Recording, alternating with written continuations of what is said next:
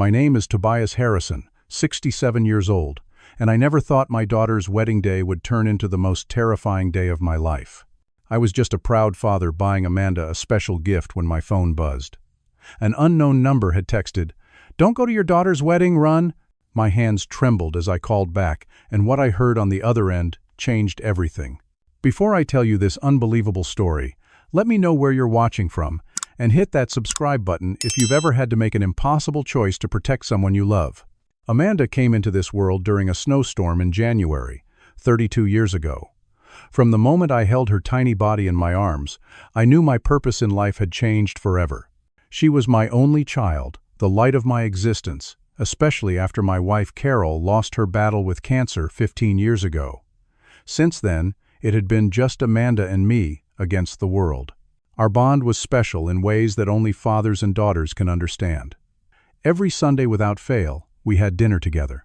Sometimes at my place, where I would cook her favorite pot roast just the way Carol used to make it.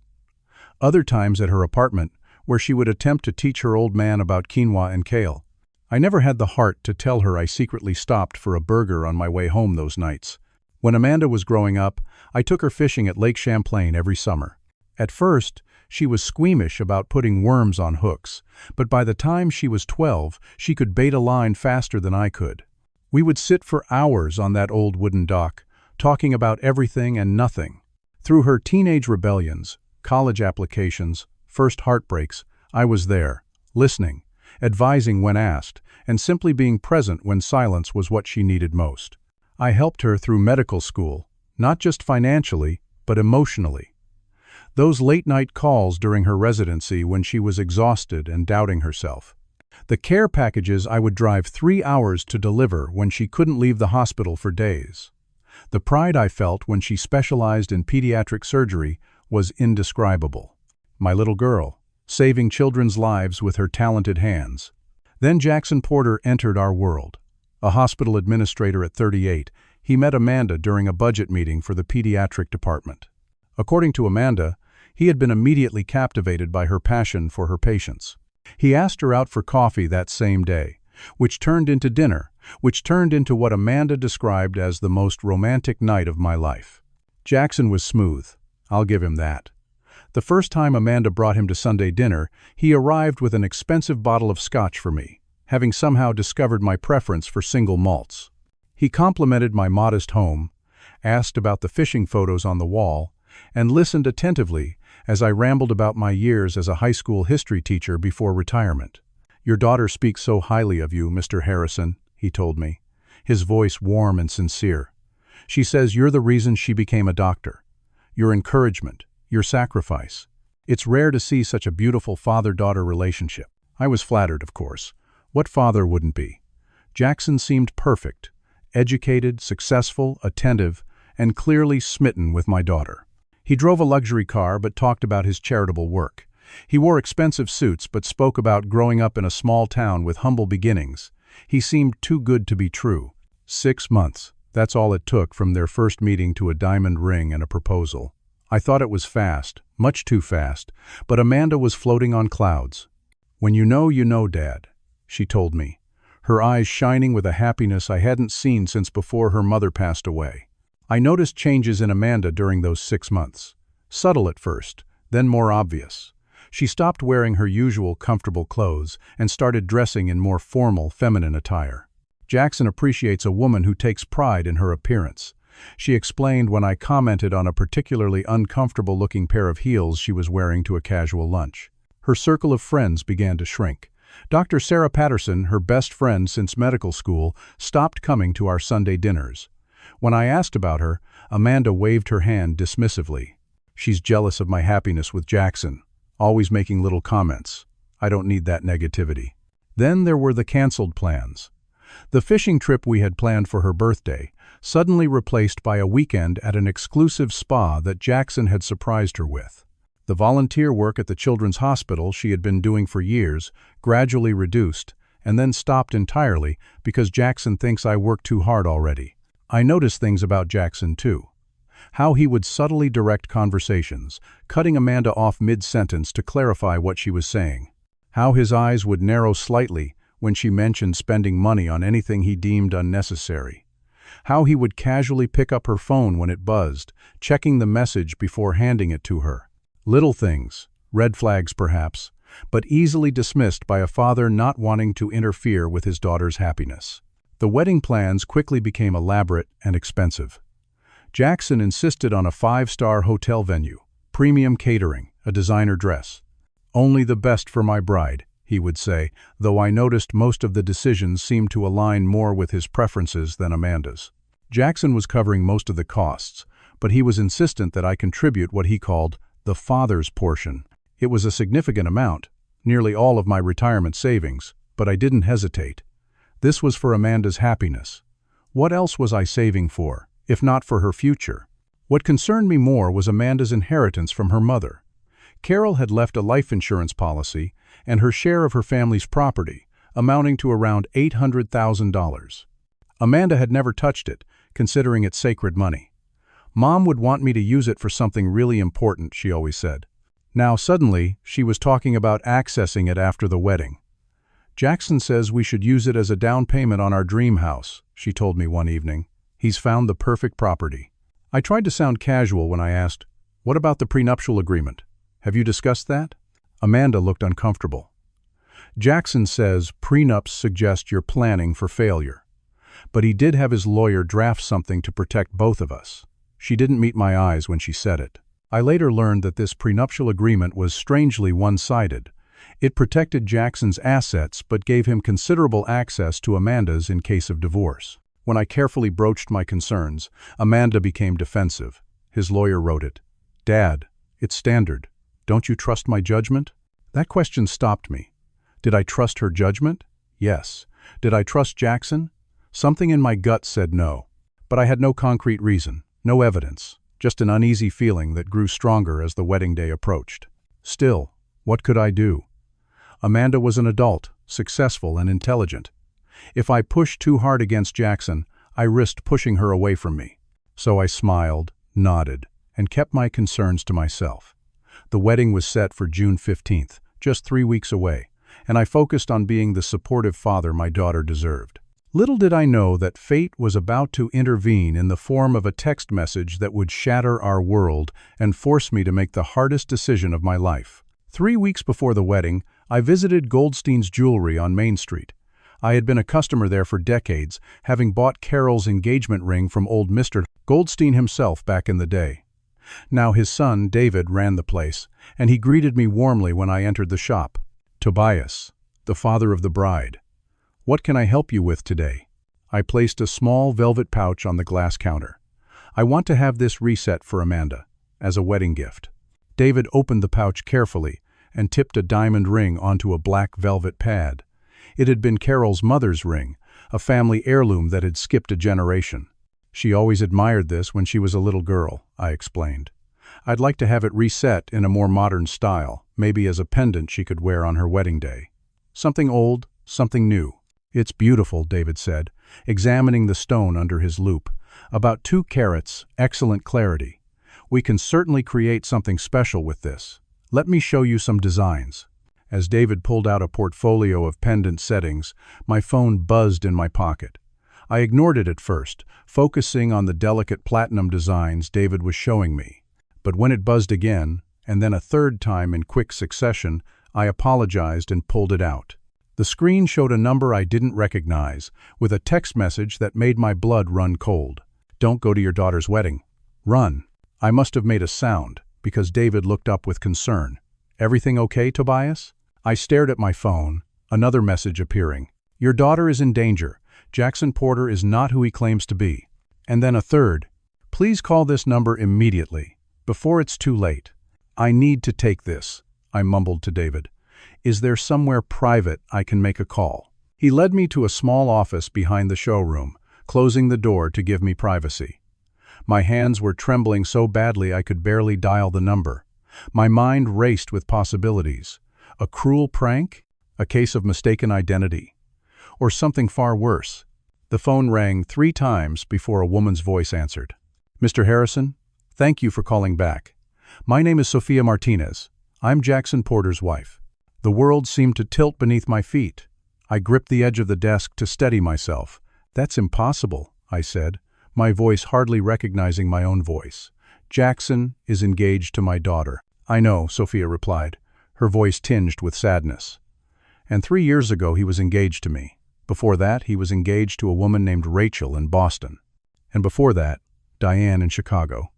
Mr. Harrison, the man you know as Jackson Porter, has gone by at least 5 different names that I know of. His real name is probably Jonathan Pratt, but he hasn't used that identity in over a decade." I sank into a chair, my legs suddenly unable to support me. "I don't understand." "He's a con man, Mr. Harrison. A professional. He targets successful women, especially those with assets or inheritance. He charms them, isolates them from friends and family, marries them, drains their accounts, and then disappears. Sometimes he fakes his own death. Sometimes he just vanishes." "How did you find me?" I managed to ask, my throat dry. "Your daughter's engagement announcement was in the local paper. Someone sent it to me. I've been tracking Jackson, or whatever he's calling himself now, trying to warn his victims before it's too late. I was too late for the woman after me. She lost everything." My mind flashed to Amanda's inheritance, to the prenuptial agreement, to the changes in her behavior. "Why should I believe you? I don't know you." "You don't have to take my word for it," Sophia said. "Investigate him yourself. Ask him about Westridge Hospital in San Diego, where he claimed to work in 2018. It doesn't exist. Ask him about his parents in Vermont. They don't exist either. Check his credentials, his history. It's all fabricated, Mr. Harrison. And if you confront him, be careful. He can be dangerous when cornered." "Dangerous? Are you saying he could hurt Amanda?" There was a pause on the line. "I'm saying that one woman who confronted him ended up in the hospital. He claimed she fell downstairs. The police couldn't prove otherwise." A cold fear gripped my heart. What should I do? Gather evidence. Don't confront him yet. Don't tell your daughter until you have proof she can't dismiss. These men are experts at manipulation. He'll have an explanation for everything. Turn her against you if you come at him without solid evidence. These men, there are more. It's a network. They help each other create new identities, provide fake references, sometimes even pose as family members at weddings. Mr. Harrison, please don't let your daughter become his next victim. The wedding is when he'll legally gain access to her assets. You have to stop it before then." I promised Sophia I would investigate and asked for her contact information. She gave me an email address and phone number, urging me to be discreet in any communications. When I emerged from the back office, David looked concerned. "Everything all right? You look like you've seen a ghost." "I need to postpone the pendant," I said, collecting the diamond and returning it to its pouch. "Something's come up." As I drove home, my mind was a hurricane of thoughts. Could it be true? Could Jackson really be a predator who had targeted my daughter? Or was this Sophia person running a scam of her own? One thing was certain. I couldn't dismiss this warning without investigating. If there was even a small chance that Amanda was in danger, I had to find out the truth, no matter how painful it might be. I decided not to mention anything to Amanda yet. If Sophia was lying, I didn't want to cast a shadow over Amanda's happiness. And if she was telling the truth, I needed irrefutable evidence before approaching my daughter. Jackson had spent months crafting his influence over her. She wouldn't believe accusations against him without solid proof. The wedding was only 3 weeks away.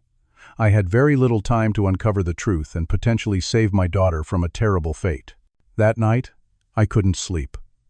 I sat at my kitchen table with my laptop, researching Jackson Porter online. His LinkedIn profile was impressive. MBA from Wharton, executive positions at 3 hospitals, glowing recommendations from colleagues. His Facebook page showed a man engaged in charity work, marathon running, and expensive hobbies like sailing and wine collecting. Everything looked legitimate on the surface. But something Sophia had said stuck with me. If this man was a professional con artist, he would have professional-looking credentials. I needed someone who could dig deeper, look past the facade. The next morning, I called Frank Williams. We had been friends since our days at Michigan State, where he studied criminal justice while I focused on history. Frank had spent 30 years as a police detective before starting his own private investigation firm. If anyone could find the truth about Jackson Porter, it would be Frank. "Toby, you old dog," Frank greeted me warmly. Don't tell me you're finally dating again and need me to check out some lady friend. I wish it were that simple, I replied, and explained the situation as concisely as I could. Frank's tone turned serious immediately. I'll start digging today.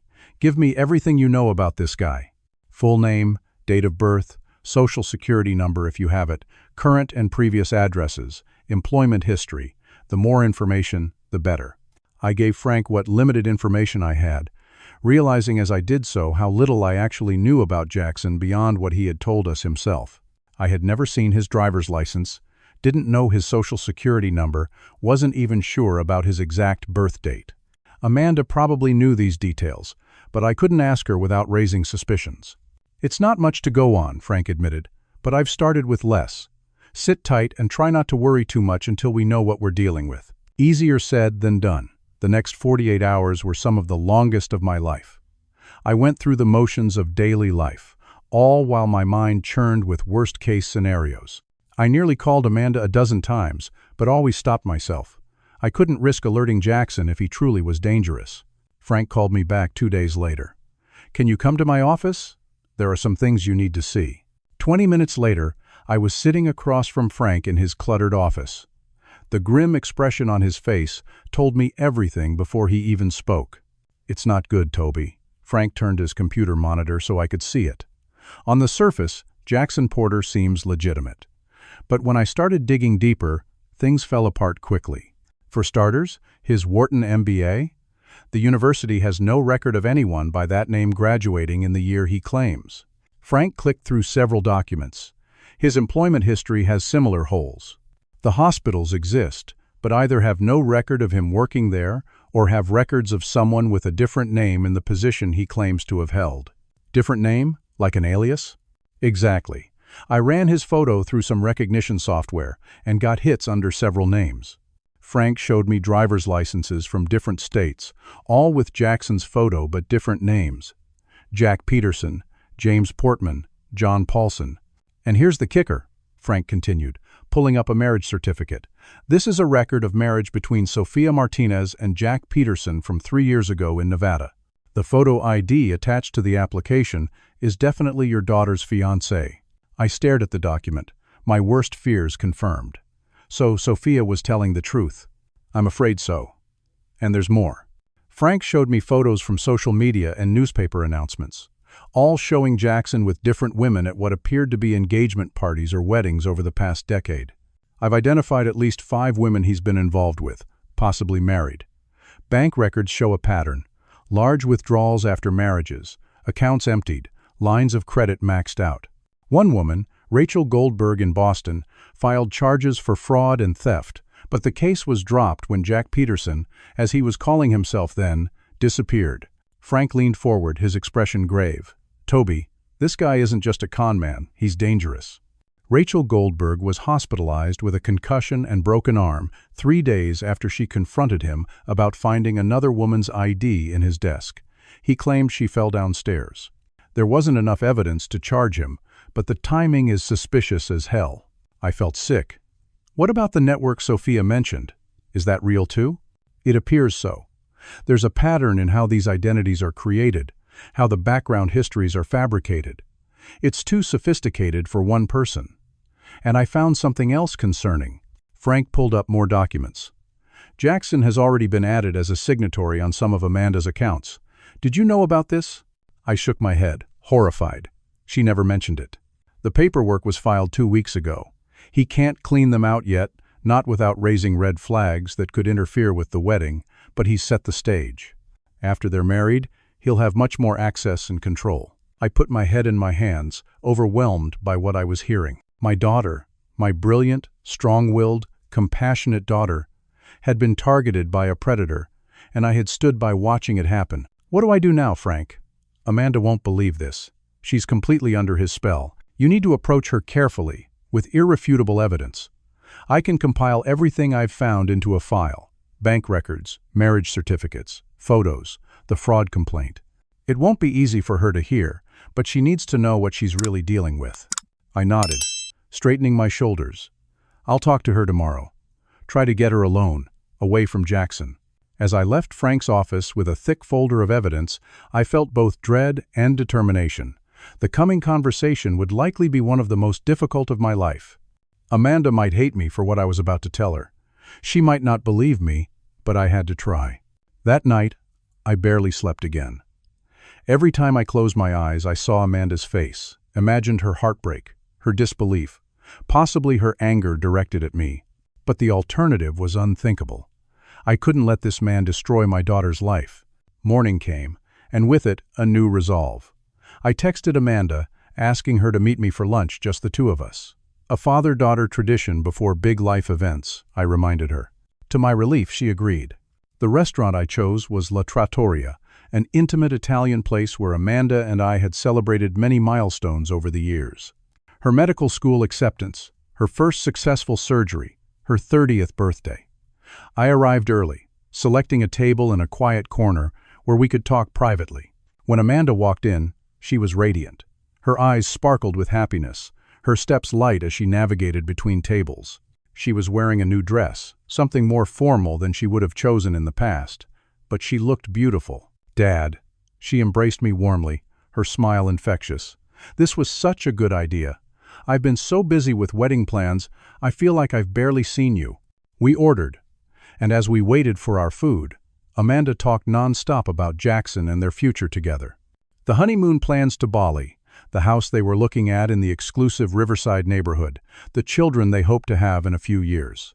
"Jackson thinks I should cut back my hours at the hospital once we start a family," she mentioned casually. "He says children need their mother present, not exhausted from work."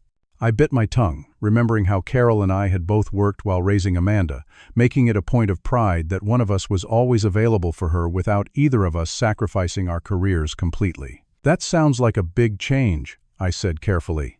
"You've worked so hard for your surgical position," Amanda waved a hand dismissively. "Jackson says we'll be financially secure enough that I can prioritize family. Isn't that wonderful? Oh, and wait until you see what he's planning for the rehearsal dinner.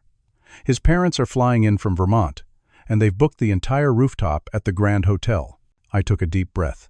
It was time. "Amanda, honey, before we talk more about the wedding, there's something important I need to discuss with you." She must have heard the serious tone in my voice because her smile faltered. "What is it, Dad? Is everything okay? You're not sick, are you?"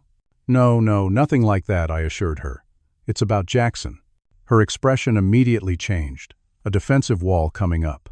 "Dad, if this is about how fast our relationship has moved, we've already discussed this. When you know, you know." "It's not about the timing," I said gently.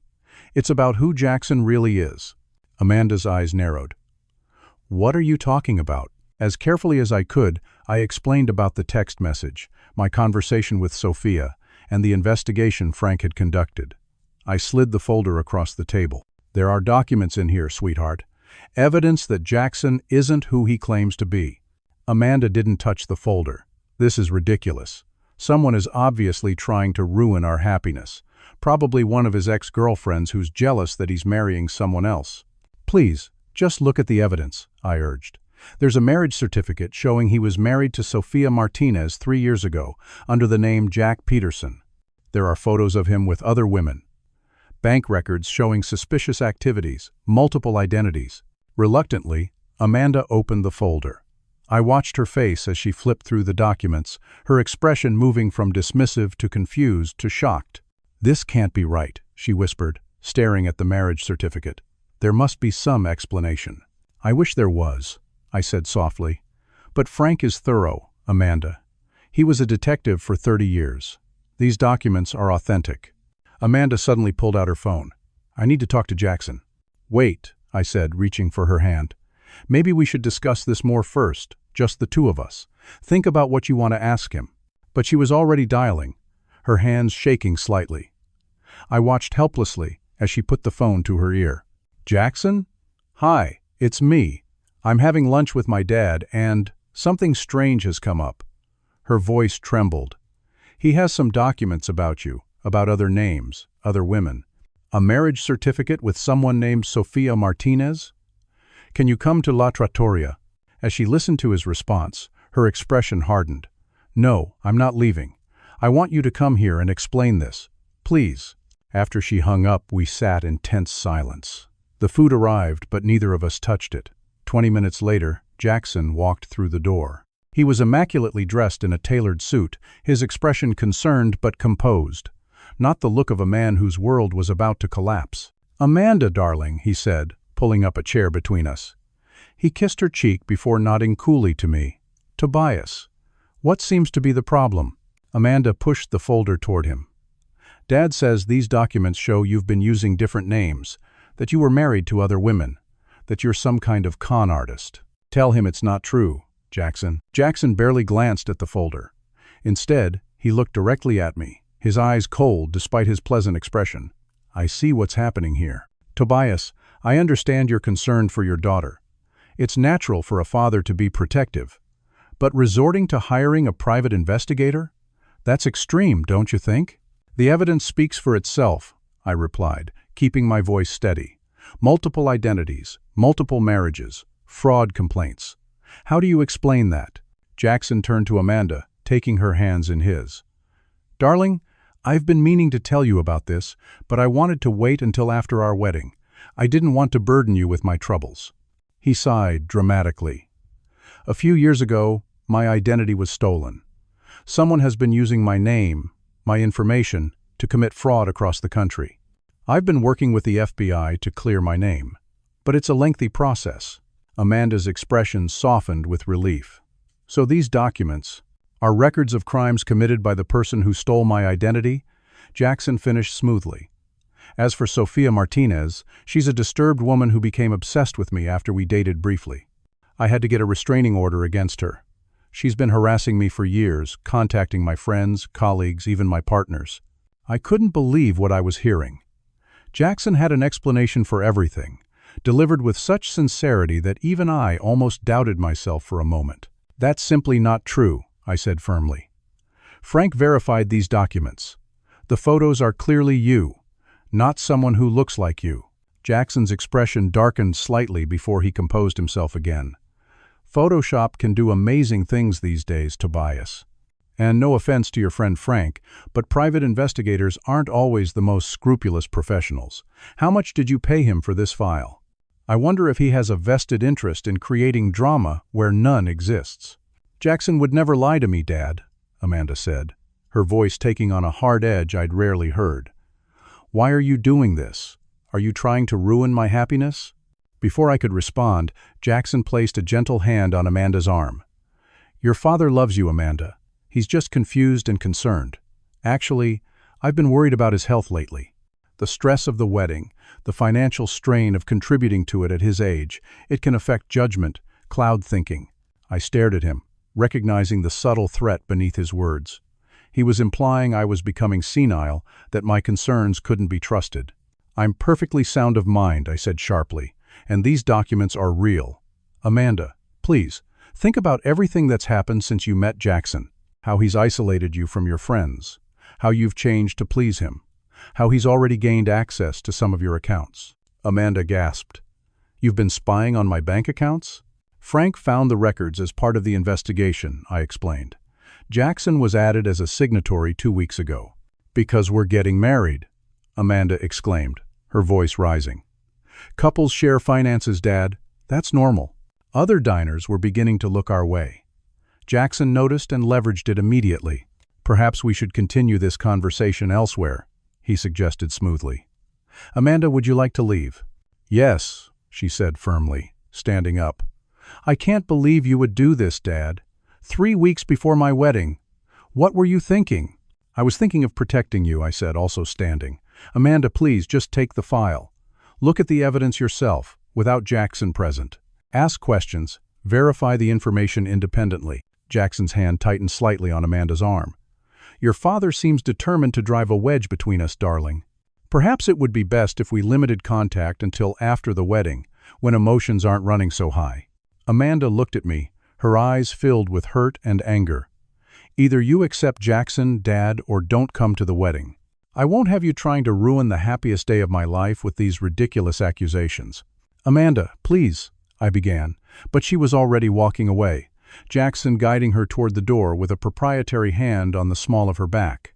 Just before they exited, Jackson glanced back at me, and for a brief moment his mask slipped.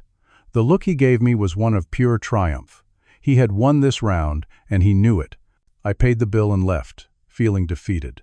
In the parking lot, I tried to approach Amanda once more, but she and Jackson were already driving away in his luxury car. That evening, I received a text from Amanda.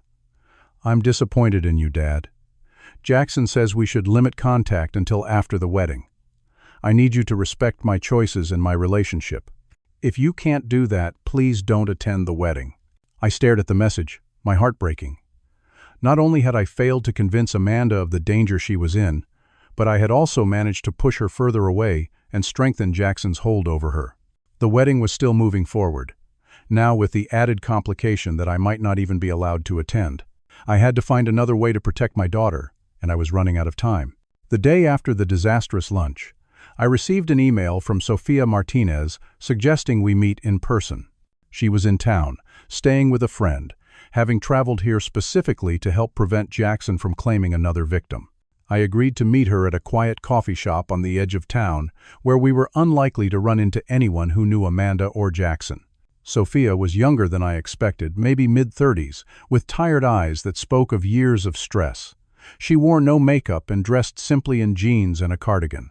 Not at all what I would have imagined for Jackson's type, though I reminded myself that con artists target vulnerability and assets, not specific looks. "Thank you for coming, Mr. Harrison," she said, extending her hand. "I'm sorry about what happened with your daughter. Jackson is very good at manipulating people, at turning accusations around." "Call me Tobias," I replied, shaking her hand. And yes, he had an answer for everything, made me look like a jealous, possibly senile father trying to sabotage his daughter's happiness. Sofia nodded. That's his playbook. When Rachel confronted him, he convinced her family she was having a mental breakdown from work stress. By the time she gathered enough evidence to prove she wasn't crazy, he had drained their joint accounts and disappeared. "Tell me everything you know about him," I said. "I need to understand what we're dealing with." Sofia took a deep breath. "I met Jack, as he called himself then, at a charity function in San Diego. I was recently divorced, vulnerable, and he seemed perfect. Attentive, successful, romantic. We were married within 4 months. She described a pattern eerily similar to Amanda's situation. Rapid courtship, increasing isolation from friends and family, changes to please him, joint accounts established quickly after marriage. 3 months after the wedding, my grandmother died and left me a substantial inheritance. Jack insisted we invest it together in a business opportunity. 2 weeks later, the money was gone, and so was he. Left a note saying he couldn't handle the pressure of marriage, needed to find himself. Classic disappearing act. Sofia pulled out her phone. "I've been in contact with some of his other victims. 2 of them are actually here in town now. They wanted to meet you." 20 minutes later, 2 women joined us at the table. Rachel Goldberg, a financial advisor from Boston, and Diane Murray, a pediatrician from Chicago. Both successful professionals, both with similar stories of whirlwind romances with the man we now knew as Jackson. "He called himself James Portman when I knew him," Diane explained. "We met at a medical conference. He claimed to be a hospital administrator, just like he's doing with your daughter. It's a role he plays often because it gives him access to successful women in medicine." Rachel's story was darker. When I found another woman's ID in his desk drawer, I confronted him. He denied everything, said it was for a charity project helping women establish new identities after abuse. I almost believed him, but something felt off. I started investigating on my own. The next day, he pushed me down a flight of stairs in our apartment building. No witnesses. He told everyone I tripped. She pushed up her sleeve, revealing a long scar running down her forearm. Compound fracture. Required surgery and months of physical therapy. By the time I was recovered enough to pursue charges, he had disappeared with over $300,000 of my money. Their stories matched in so many details that it was impossible to dismiss them as coincidence or misunderstanding. This was a calculated pattern of predatory behavior, and Amanda was the next target. "How does he find his victims?" I asked. "Is it just random chance?" Sofia shook her head. "We think he has spotters, people who identify potential targets, gather information about them, then pass it along. In Amanda's case, someone at the hospital probably flagged her as a good prospect, Successful surgeon, inheritance, close relationship with her only remaining parent. A network, I said, remembering what Frank had mentioned. How big is it? Bigger than we initially thought, Rachel replied. We've connected with law enforcement agencies in several states. There's a Detective Morris in Portland who's been tracking this operation for years. It's a sophisticated ring that targets wealthy individuals, primarily women, across the country. Diane added, they create new identities for each other, provide references, sometimes even pose as family members at weddings and events. That's why Jackson's parents are flying in for your daughter's wedding. They're not his parents, they're part of the network. I felt sick. So the wedding is when they'll make their move? The three women exchanged glances. The wedding legitimizes everything, Sophia explained. Once they're legally married, he'll have much more access to her finances. He'll start by suggesting joint investments, maybe buying property together. Then he'll begin isolating her even more, possibly moving her away from her support network. Within 6 months, he'll have control of most of her assets. Then he'll disappear, or stage some kind of accident or crisis that explains his sudden departure. Rachel leaned forward, her expression grave. But there's something else you need to know, something we've learned recently. For some of these operations, it's not just about the money. Detective Morris has been tracking cases where the victims don't just lose their assets. Some of them disappear entirely. My blood ran cold. What are you saying? We're saying that after the wedding, these guys typically isolate the victim completely, Diane said quietly. Sometimes the victims just disappear. Family members report them missing, but by then, they're often in another country, or worse. I couldn't speak for a moment, trying to process what I was hearing. This wasn't just about Amanda losing her inheritance or savings. Her very life could be in danger. I need to talk to this Detective Morris, I finally said. Sophia provided me with his contact information, and I called him that evening. Our conversation only confirmed my worst fears. Mr. Harrison, I've been tracking this network for 5 years, Detective Morris told me. What started as financial fraud has evolved into something much more sinister. We have evidence suggesting human trafficking in some cases, particularly when the victim has no close family asking questions. What can I do? I asked, desperation creeping into my voice. My daughter won't listen to me. The wedding is less than 2 weeks away now. Gather as much evidence as possible, he advised. And consider a more public intervention. These operations rely on secrecy and isolation. They don't want scenes or attention. If you can create a situation where multiple victims confront him simultaneously with law enforcement present, it might break through your daughter's denial. After speaking with Detective Morris, I tried calling Amanda again, but she didn't answer. I texted her, simply asking how she was doing, trying to maintain some connection. Her response was brief and formal, very busy with wedding preparations. We'll talk after the honeymoon. I reached out to Amanda's best friend, Natalie, a nurse she had known since college. To my relief, Natalie shared my concerns. Amanda's changed so much since meeting Jackson, she told me. She canceled being my roommate for the medical conference last month because Jackson thought it was inappropriate for a soon-to-be-married woman to share a hotel room, even with a female friend. She's stopped coming to our weekly girls' nights, and when I questioned why she was changing her last will and testament right before the wedding, she got defensive and accused me of being jealous. Last will and testament? I echoed, alarmed. She never mentioned that. Jackson suggested it, apparently, said it was responsible estate planning before marriage. But the timing seems odd to me. Another piece of the puzzle, and it painted an increasingly disturbing picture. I shared what I had learned with Natalie, and she immediately offered to help in any way she could. Amanda trusts me, or at least she used to. If we stage an intervention, I want to be part of it, she said firmly. Over the next few days, I gathered a team. Frank, Sophia, Rachel, Diane, Natalie, and 2 officers working with Detective Morris, who happened to be in our jurisdiction for a conference. We developed a plan to intervene at the wedding itself. It was a painful decision. The thought of potentially ruining what should be the happiest day of Amanda's life broke my heart. But the alternative was unthinkable. If we didn't act, Amanda might lose everything, including possibly her life. The critical moment will be during the ceremony, Frank explained, as we finalized our plan.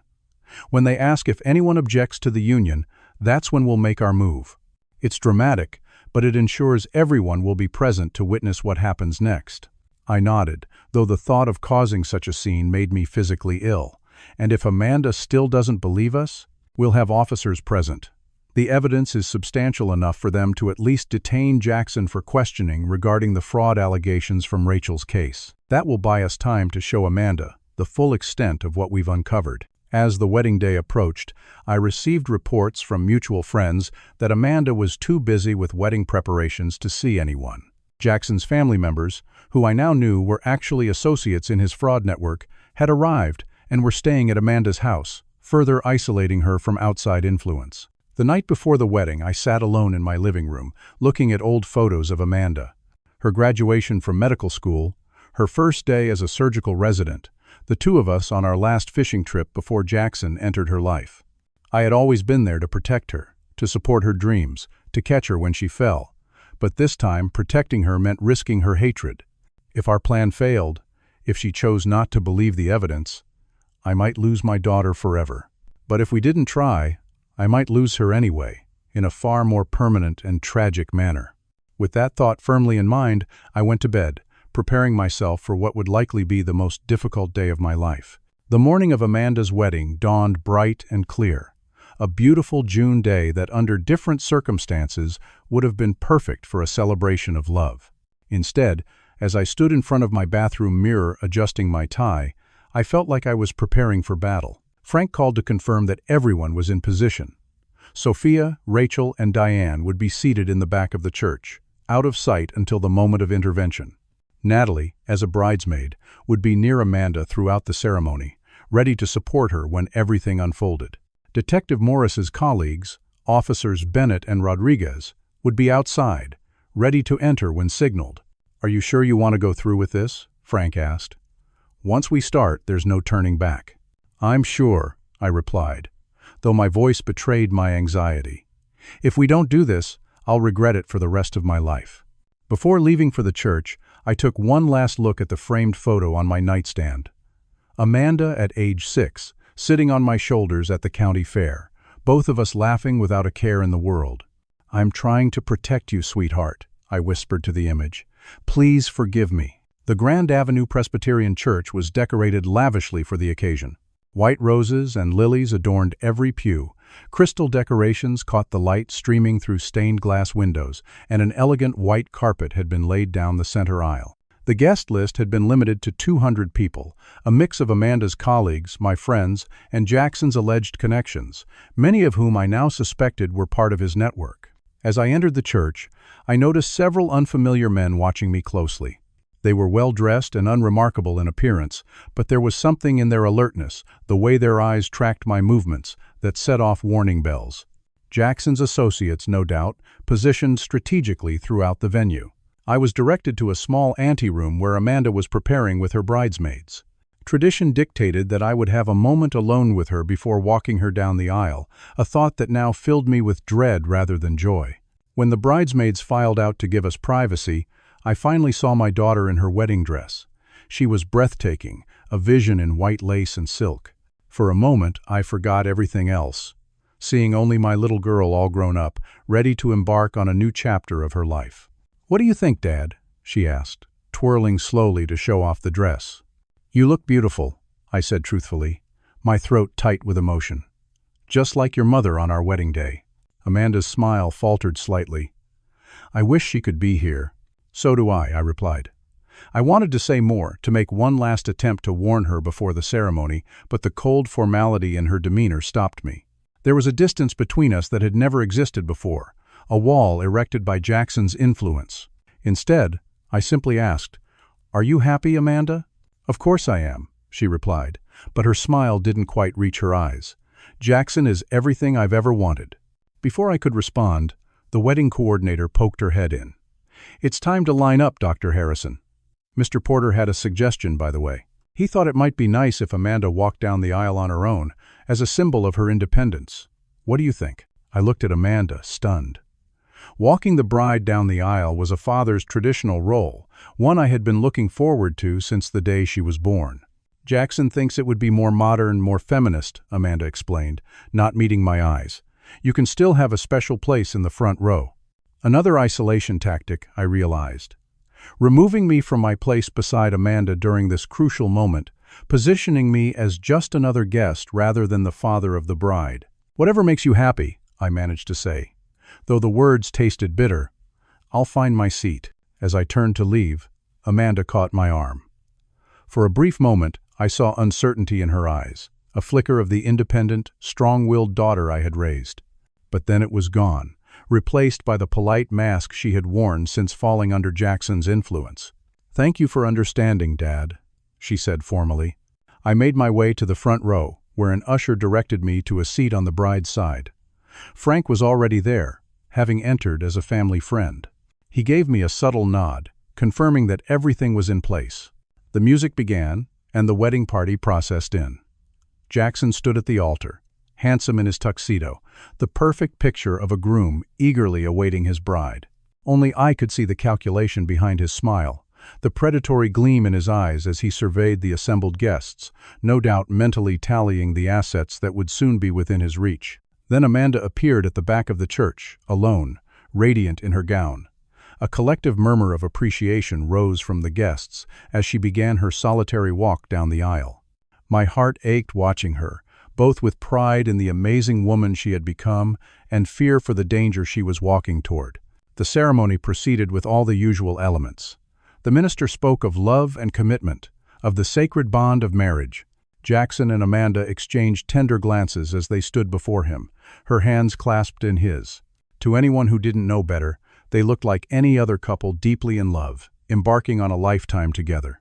My palms were sweating, my heart racing as the moment approached. Frank placed a steadying hand on my arm, a silent reminder to stay calm. Finally, the minister spoke the words we had been waiting for.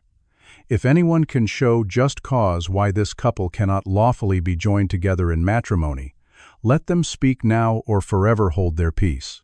A heavy silence fell over the church. This was it, the point of no return. I rose to my feet, my voice stronger than I expected as I said, "I object to this marriage." Gasps echoed throughout the sanctuary. Amanda's face drained of color, her expression a mix of shock and betrayal. Jackson's reaction was more controlled, a flash of anger quickly masked by concern. "Mr. Harrison," the minister said, clearly uncomfortable, "this is most unusual." "I'm sorry to disrupt this ceremony," I said, addressing not just the minister but the entire congregation. "But I have reason to believe that Jackson Porter is not who he claims to be, and that my daughter is in grave danger." Jackson stepped forward, his voice smooth and reasonable. "Tobias, we've discussed this.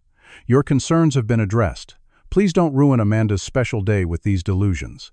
That was Frank's cue. He stood beside me and signaled toward the back of the church.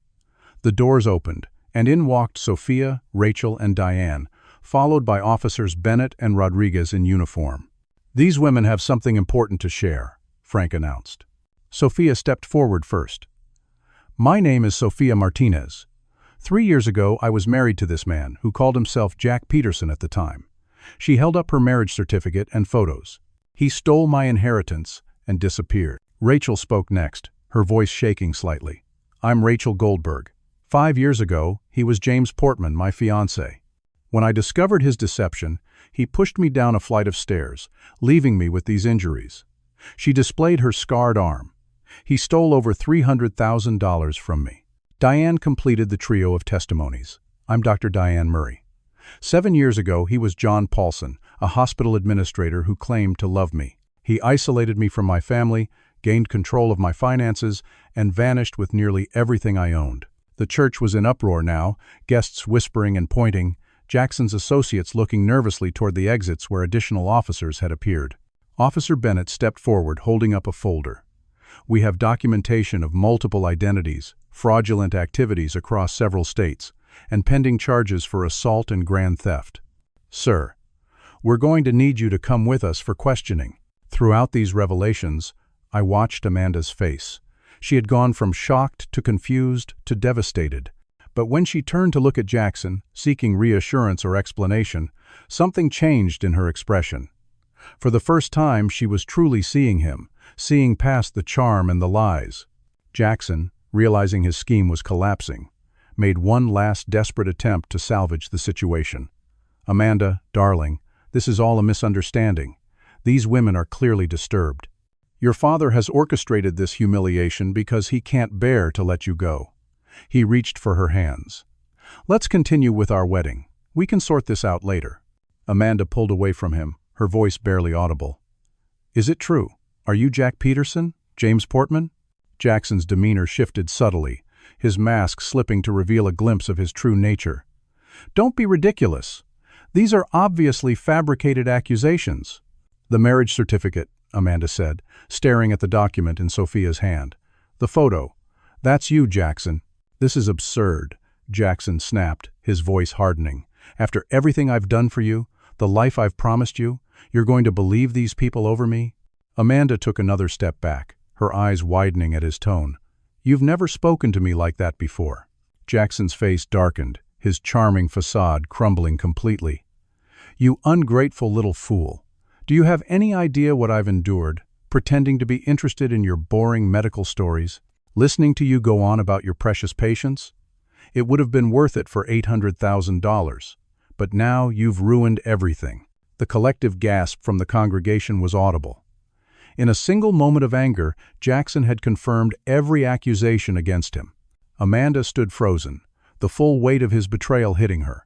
Jackson, seeing the game was up, suddenly lunged for the side exit. Officer Rodriguez moved to intercept him, but one of Jackson's associates created a distraction, knocking over a large floral arrangement. In the momentary confusion, Jackson bolted down a side aisle. He made it to the vestibule before Officer Bennett tackled him, bringing him down just short of the doors. "Jackson Porter, you're under arrest for fraud, identity theft, and pending charges of assault," Bennett announced, securing handcuffs around Jackson's wrists. "You have the right to remain silent. Anything you say can and will be used against you in a court of law." As Jackson was led away, still hurling threats and accusations, Amanda sank to her knees at the altar, her wedding dress billowing around her like a deflated dream. I rushed to her side, kneeling beside her, unsure if she would accept my comfort after what I had done. "Amanda," I said gently, "I'm so sorry it had to happen this way." She looked up at me, her makeup streaked with tears, her expression one of complete devastation. How did I not see it?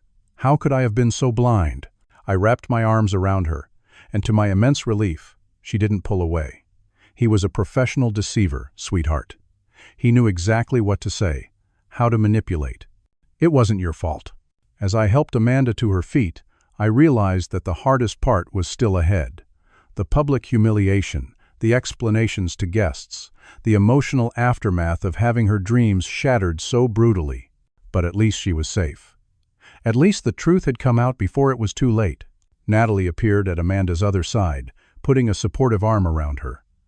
"Let's get you somewhere private," she suggested. "Away from all these eyes." Together, we led Amanda to the bridal suite, shielding her from the chaos erupting in the church as police began questioning Jackson's associates.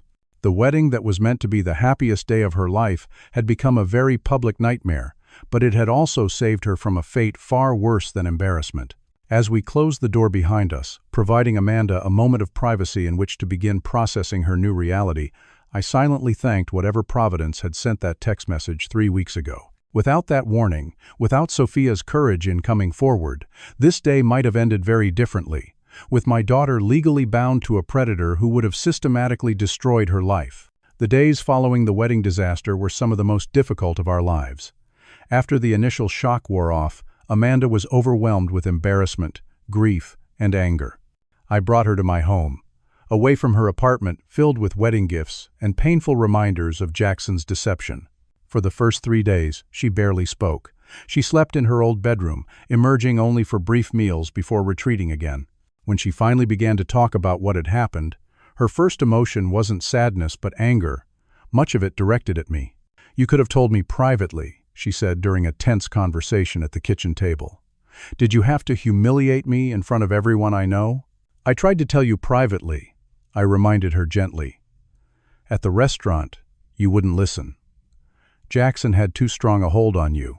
So you decided to ruin my wedding day, the day I had been planning for months?" "I decided to save your life," I countered. "Amanda, this wasn't just about money. Detective Morris has been tracking cases where women like you didn't just lose their savings. Some of them disappeared entirely. This stopped her. What do you mean, disappeared? Over the following weeks, I gradually shared all the evidence we had gathered.